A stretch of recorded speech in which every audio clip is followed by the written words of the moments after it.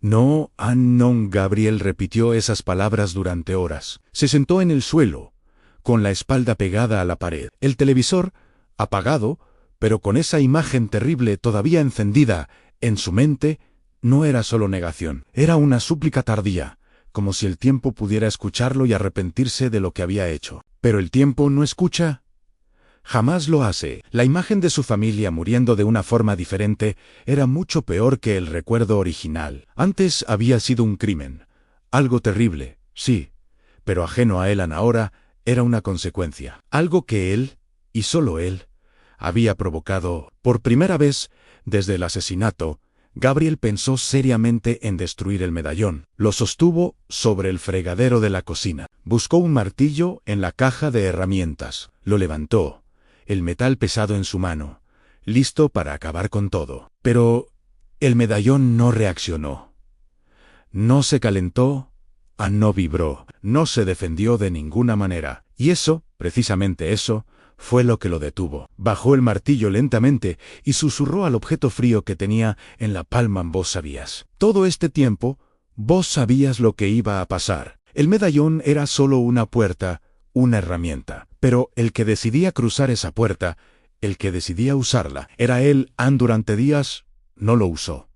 Se dedicó a leer, a investigar, volvió a pensar como lo hacía antes, como un policía. Dejó de enfocarse en las víctimas y empezó a buscar a los verdugos. Buscó asesinos en serie cuya muerte no hubiera provocado nuevas masacres. Personas que, según todos los registros policiales, seguirían matando una y otra vez si nadie los detenía. Nombres que aparecían repetidos en informes criminales separados por años, por décadas incluso. Y entonces uno de esos nombres destacó por encima de todos los demás. Daniel. Su primer asesinato documentado fue en 1984, 7 víctimas confirmadas a lo largo de los años. Y lo peor de todo, nunca fue capturado. Gabriel cerró el expediente con una lentitud deliberada, el papel crujiendo en el silencio de la cueva. Si te quito del medio antes de que empieces, pensó, no estoy empujando la violencia a otro lugar, la estoy cortando de raíz.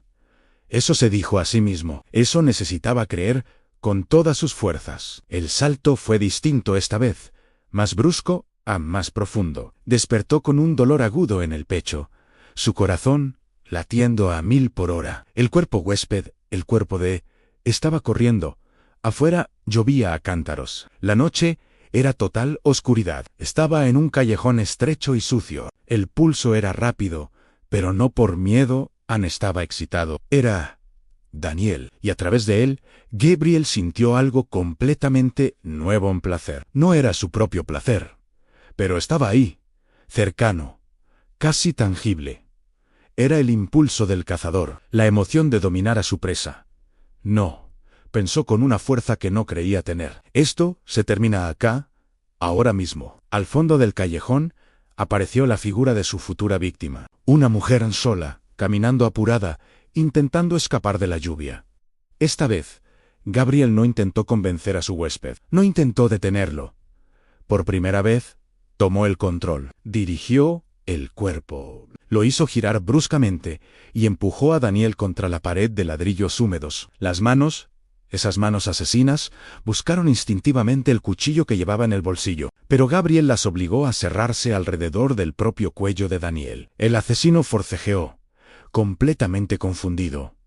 Nunca había sido la presa, siempre había sido el cazador. Esto es por todos los que todavía no mataste, pensó Gabriel, sintiendo la rabia y la determinación correr por sus venas. La presión aumentó. El cuerpo de C resistía con una fuerza animal, pero obedecía a la voluntad superior de Gabriel. El sonido fue mínimo, un estertor breve, ahogado, nada heroico, nada limpio. Cuando el cuerpo finalmente se desplomó en el suelo mojado, Gabriel sintió el impacto completo de lo que había hecho.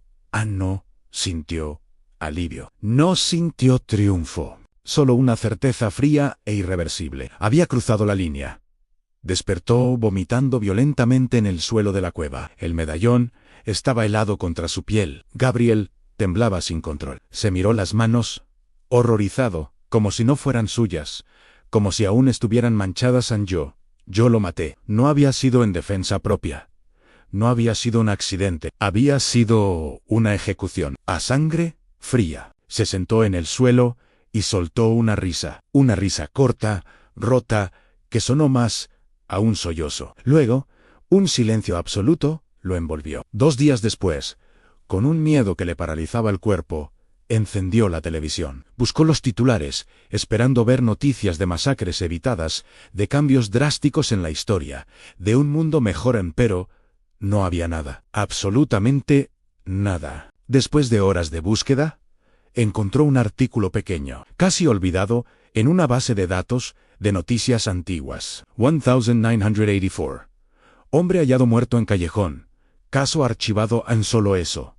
Una nota al pie de página en la historia del crimen. Y entonces, Gabriel se dio cuenta de algo mucho peor que la culpa. Había funcionado, el futuro no se había desmoronado. La violencia no se había desplazado a otras víctimas. Por primera vez, el tiempo había aceptado su intervención sin castigarlo. Entonces, esta es la regla, murmuró para sí mismo, la voz temblorosa.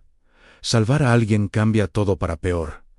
Pero eliminar a alguien estabiliza la línea temporal. El pensamiento le dio un miedo atroz, porque, en su retorcida lógica, encajaba demasiado bien. En otra época, muy lejos de la cueva de Gabriel, un detective vuelve a mirar el tablero de corcho en su oficina. Está lleno de fotos, recortes de periódico y conexiones hechas con hilos rojos. El mismo rostro aparece una y otra vez.